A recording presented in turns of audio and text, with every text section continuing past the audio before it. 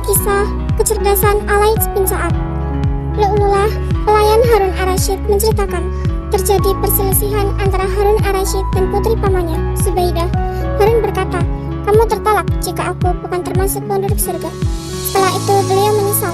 Lalu dia mengumpulkan para ahli fikih dan mereka berbeda pendapat mengenai sumpah Harun ar-Rasyid. Kemudian beliau mengirim surat ke beberapa daerah untuk mengundang para ulamanya ke hadapan beliau. Ketika mereka telah berkumpul, beliau bertanya kepada mereka tentang sumpahnya ini, "Kamu tertolak jika aku tidak masuk surga?"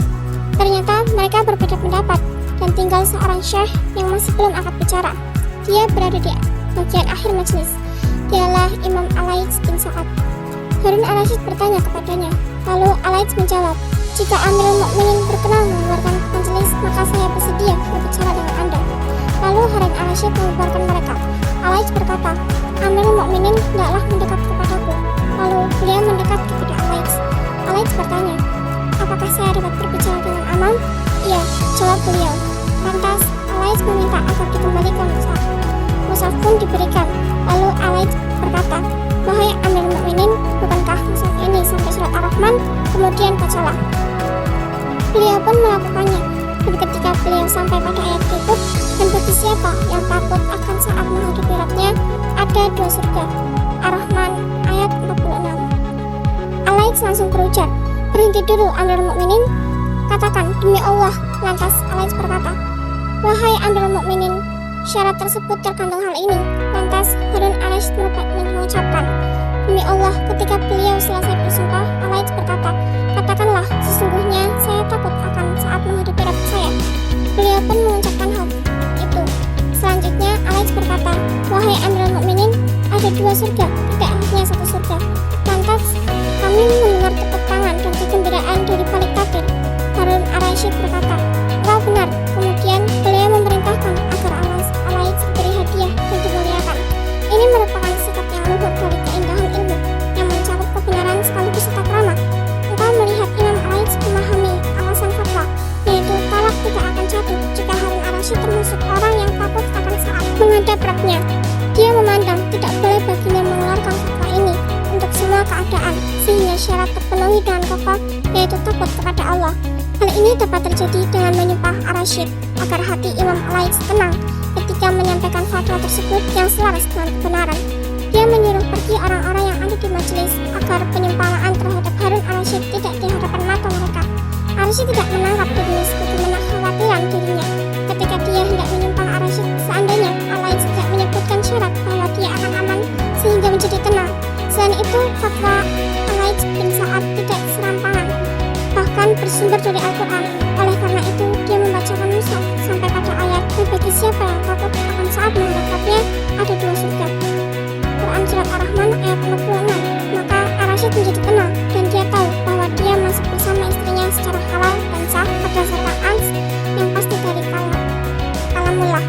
Ini merupakan karunia Allah Subhanahu wa Ta'ala dalam sebagian besar kondisi yang tidak dapat melepaskan diri dari tata krama yang terbaik bagi orang yang cerdas dan berpengetahuan. Sejarah telah mencatat kondisi kebesaran Islam berkat kemajuan ilmu pengetahuan dan teknologi.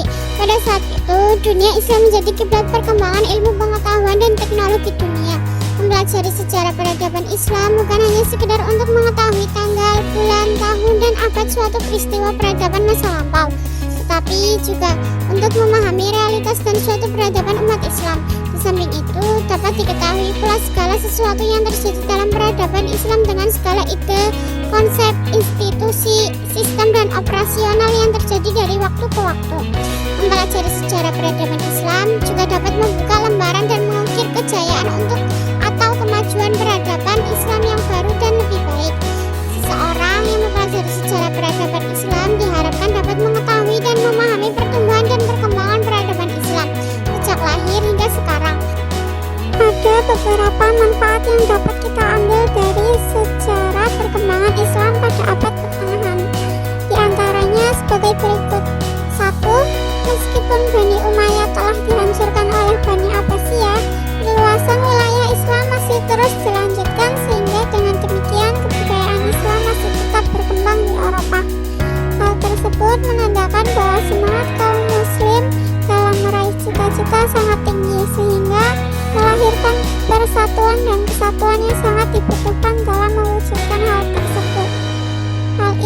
terbukti dalam setiap luasan wilayah. Kaum Muslim mampu menguasai Spanyol dalam waktu sekitar 8 abad, dari 711 sampai 1492 Masehi, dan menguasai semenanjung Balkan sekitar 4 abad, dari 1453 sampai 1918 Masehi.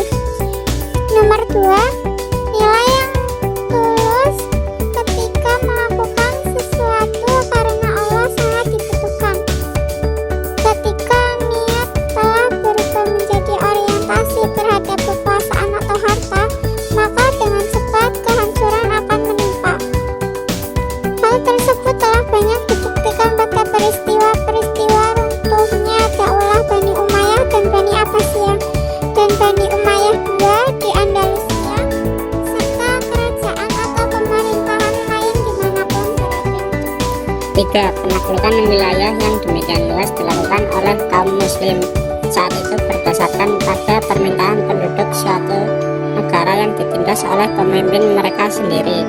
Hal tersebut dikarenakan penduduknya berada di bawah pemerintahan yang zalim, atau karena kerajaan tersebut telah mengganggu wilayah-wilayah Islam. Oleh karena itu, kaum muslim telah bertindak sebagai pembebas masyarakat suatu negara dari tindakan pemerintah mereka yang sewenang-wenang, dan bukan bertindak sebagai penjajah atas suatu negara. Penduduk yang dibebaskan tetap diberikan keleluasan untuk menjalankan agama atau kepercayaan mereka masing-masing, meskipun upaya penyebaran agama Islam senantiasa dilakukan. 4. Islam memiliki kontribusi yang sangat besar dalam upaya menyebarkan ilmu pengetahuan dan teknologi. Eropa memiliki kemajuan saat ini salah satunya disebabkan jasa sarjana-sarjana muslim yang telah menjadi mata rantai perkembangan ilmu pengetahuan kepada masyarakat Eropa saat itu. Intisari dari materi ini, yang pertama, Islam sebagai salah satu agama yang sangat pesat penyebarannya, sehingga sampai saat ini telah menjadi salah satu agama terbesar pemeluknya di dunia. Yang kedua, ajaran dan kebudayaan Islam telah memengaruhi dunia dan kekuasaan kaum muslimin telah mengendalikan kepemimpinan dunia. Yang ketiga, bukti kejayaan Islam dan kaum muslimin sampai saat ini masih terpelihara di berbagai belahan dunia.